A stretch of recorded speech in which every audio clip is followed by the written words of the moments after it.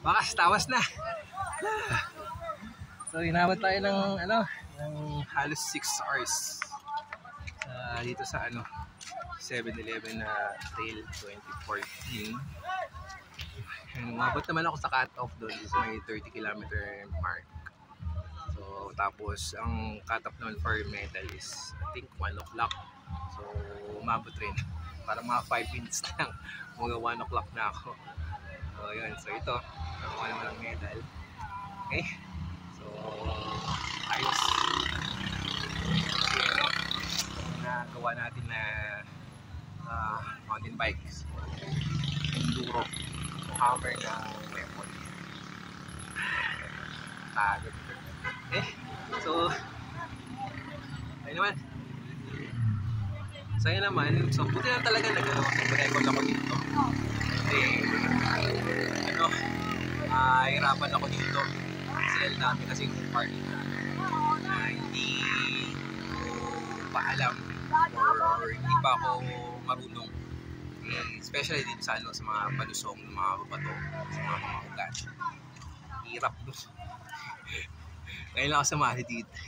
First time sa mga trail na biking. So yan. So sa mga usual kasi natin kasi sa mga marathon. So this time, try natin na ito naman.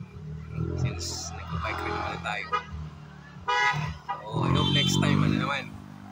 Iba naman. So mga luwat-lod, kahit-lod. Tignan natin kung kaya.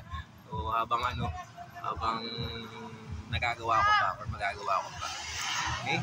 So ito remembrance ko. Yan, may sulat ako dito sa tenga ko. So, malamang mamaga to pagka-uwi ko.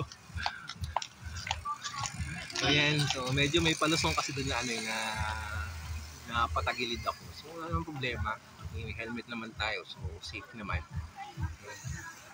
So ang mahirap lang kasi is kapag yung mga OTB, mga over the bar na accident sa trail. Yun ang hindi mo talaga alam kung saan ka pupulutin nun. Ito, ang best way talaga is patagilid ka lang na tumba. Huwag OTB. Okay, yun good na ako. So, bala ko nilang is umuwi. So, either lunch muna, kain, mangisal, or sa Bikers Cafe sa Amba. Berla naman ito kaya okay lang. So, usual naman yung doon. So, yan. So, see you sa next trail na lang if makakasali pa ako. Ayan, okay.